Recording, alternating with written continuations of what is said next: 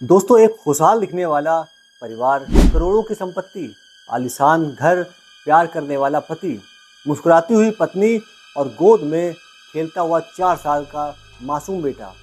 लेकिन एक ही रात में पूरा परिवार खत्म हो गया।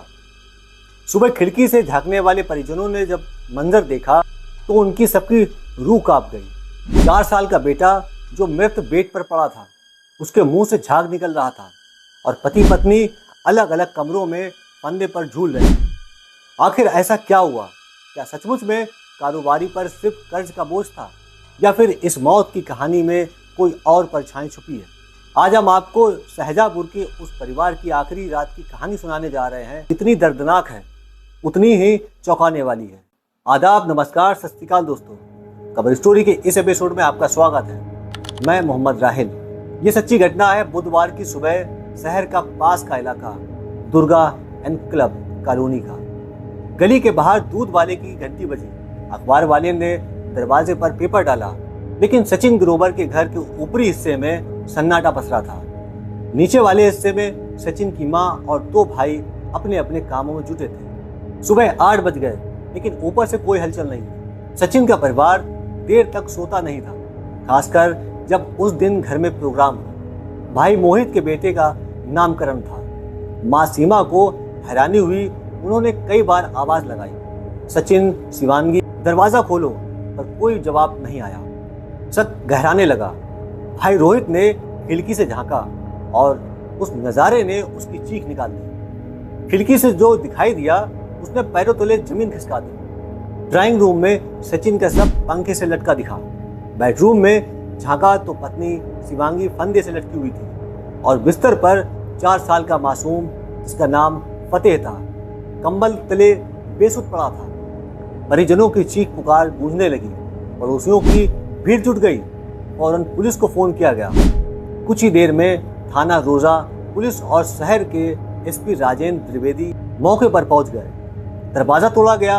अंदर का मंजर देखकर हर कोई सन्न रह गया। सचिन की गर्दन रस्सी से बंधी हुई थी। शिवांगी का शव दूसरे कमरे में फंदे पर था और मासूम बेटे का मुंह से झाग निकल रहा था। तीनों को अस्पताल ले जाया गया, लेकिन वहां डॉक्टरों ने घोषणा कर दी, तीनों की मौत हो चुकी है। जांच में सबसे चौंकाने वाली बात सामने आई। मौत से ठीक पहले शिवांगी ने अपनी मां संध्या मिश्रा को व्हाट्सएप पर 12 पेज का सुसाइड नोट भेजा। उसमें लिखा था, मां, मेरी वजह से आप सब परेशान रहते हैं, अब आप लोग आराम से रहिए। लेकिन यही नोट 3 बार भेजा गया था, जिससे परिजनों को लगा कि 36 पन्नों का सुसाइड नोट है।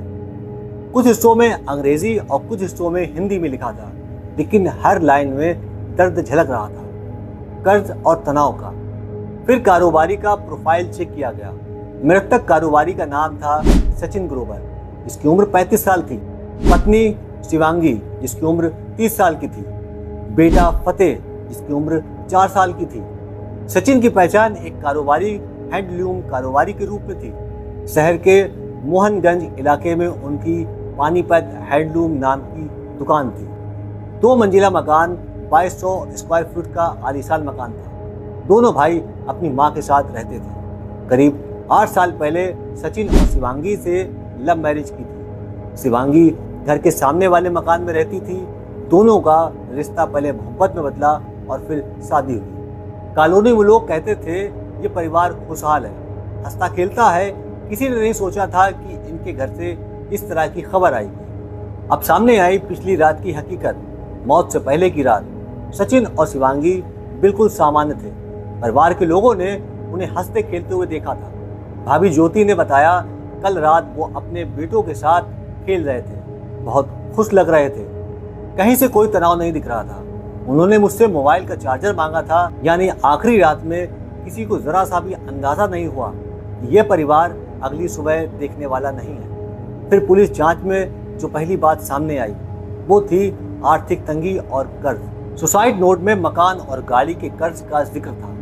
लिखा था कि व्यापार में घाटा हुआ है, पैसों की तंगी बढ़ती जा रही है। लेकिन सवाल उठता है, क्या महज कर्ज इंसान को इतना बड़ा कदम उठाने पर मजबूर कर सकता है? जबकि सचिन के पास करोड़ों की संपत्ति थी, दुकानें थीं, घर था, परिवार था। तो फिर अचानक ऐसा क्या हुआ? इस घटना के बाद मां की शक भरी आवाज, शिवांगी की मां संध्या मिश्रा ने एक और पहलू रखा। उन्होंने कहा, मेरी बेटी और दामाद रात तक बहुत खुश थे, लेकिन जरूर किसी ने बाहर से उन्हें प्रताड़ित किया, तभी उन्होंने कदम उठाया। यानी कहानी सिर्फ आर्थिक तंगी की नहीं, बल्कि कहानी कहीं ना कहीं दबाव और डर की भी है। इस केस ने पूरे शाहजहांपुर शहर को हिला दिया। लोग कह रहे थे, इतनी बड़ी हैसियत वाला परिवार और इतना दर्द भीतर छुपाए हुए किसी को भनक तक नहीं लगी। एक तरफ खुशियां, भाई के बेटे का नामकरण, तो दूसरी तरफ मातम पूरे परिवार की लाशें। पुलिस की जांच में एसपी राजेंद्र द्विवेदी ने कहा, मोबाइल जब्त कर लिया गया है, सीडीआर निकलवाया जाएगा, सुसाइड नोट की जांच होगी। लेकिन ये जांच क्या सच को सामने लाएगी या फिर ये केस भी फाइलों में दब जाएगा? ये कहानी हमें सोचने पर मजबूर करती है। क्या पैसा ही सब कुछ है? क्या कर्ज के बोझ तले इंसान इतना टूट सकता है कि अपने ही मासूम बच्चों को जहर दे और खुद मौत को गले लगा ले? या फिर इस केस में कोई और चेहरा छुपा है जिसने इस परिवार को मौत की राह पर धकेल दिया? सवाल बहुत है, जवाब अब भी धुंध में छुपे हुए हैं। लेकिन इतना तय है, दुर्गा एन्क्लेव का वो मकान अब हमेशा के लिए खामोश हो गया है। जहां कभी हंसी खुशी गूंजती थी, अब सिर्फ यादें और सवाल बाकी हैं। दोस्तों, इस पूरी घटनाक्रम को सुनाने का उद्देश्य किसी को परेशान करना या किसी का दिल दुखाना नहीं, बल्कि आपको जागरूक करना, आपको होशियार रखना है। मिलते हैं कवर स्टोरी के किसी नए एपिसोड में। जब तक अपना ख्याल रखें।